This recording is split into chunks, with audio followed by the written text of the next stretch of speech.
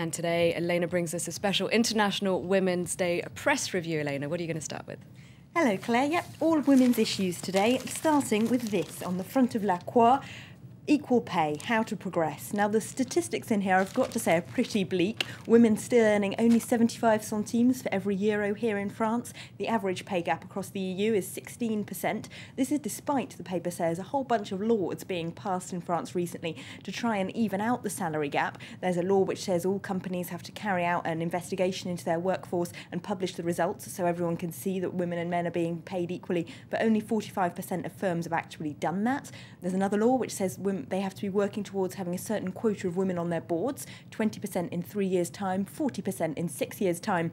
They're not doing very well on that either, unfortunately. There's a cartoon in La Croix which sums this up pretty well. They've got the board sitting down around a table and the CEO saying, to kind of improve the amount of women at our board meetings, I've asked Mrs. Duval to do the cleaning during the meeting, which seems a bit of a... It's quite cynical, isn't it? Cynical picture, exactly. But according to a report in business paper Les Echos, they might not be exaggerating all that much. They say at the current rate of progression, it might take 40 years for them to actually reach that government quota of 40% of women on boards in France. Apparently, I was just reading earlier that there are more women in parliament in Afghanistan than there are in France. So there you go, something to think about there. So it's all a bit bleak. Do you have any positive news for us? Well, if it's women in politics you're interested in, I'll be back at 9:50 with Stuart to do a whole little programme about women in politics. But there are some more positive news for women in general in the economy, at least in L'Humanité. They've been looking at the staff of a textile factory in the Champagne region that was due to have its production outsourced to China. But these all-female workers spent 2 years fighting the German multinational who'd bought their factory in the courts to try and stop them doing that, and they've won, the paper reports. The multinational can now not send those jobs to China. It can't lay those women off either, according to the court decision. It has to rehire them. So L'Humanité says at least some women have managed to push back hard against economic injustice. They've actually got 4 whole pages of profiles in that paper of women, really mostly low-paid women in insecure occupations, people who they say are voiceless normally, giving a voice to the voiceless, the piece is headlined. So it's people like a 56-year-old Moroccan immigrant woman who's just learnt to read and write, who's been living in France working as a chambermaid. It's the poorly paid primary school teacher, and it's also women who've really campaigned hard to achieve more rights, like the supermarket cashier who's managed to get 2 Sundays off a month for everyone in her factory, and people like that. So there's some really inspirational cases there among the bleak statistics. And you've got an inspiring woman on the cover of Le Figaro.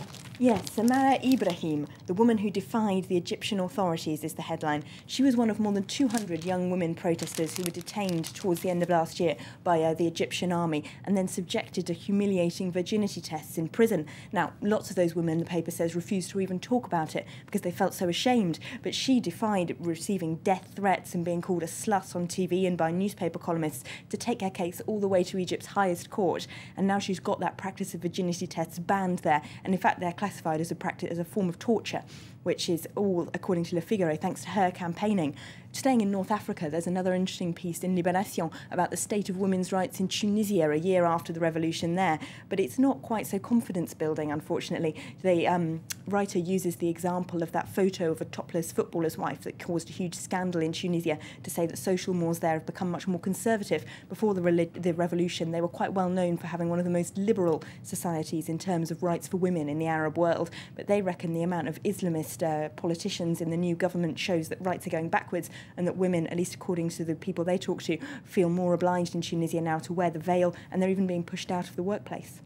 Now, on a much lighter note, Le Parisien looks at who does the housework these days. Yes, and they have actually got a little bit of good news. Apparently French women do an hour's less housework per day on average than they did in 1986, but it's not necessarily because their men are doing it. The paper reckons it's probably because of more technology, because now we have dishwashers and, you know, technology that makes housework less time consuming, but the amount that men do has only gone up by 6 minutes in those 25 years, which someone in the office just said that's pretty much a man working out how to walk to the kitchen with his plate and wash it up. Oh, well. A little bit more is good, even if it's not very much at all. And just ending on the latest road safety agency campaign here in France. Yes, they're betting on women being able to nag their men into driving better. Apparently 95% of lethal road accidents in France are the responsibility of a male driver, but they're targeting the new road safety campaign at women, basically hoping that they'll be able to persuade or, nag their partners into driving better. They say the problem is that men take more risks because they're too overconfident. Problem is it's called nagging when really it's just trying to give good advice, isn't it? Exactly, Claire. All right, thank you very much, Elena.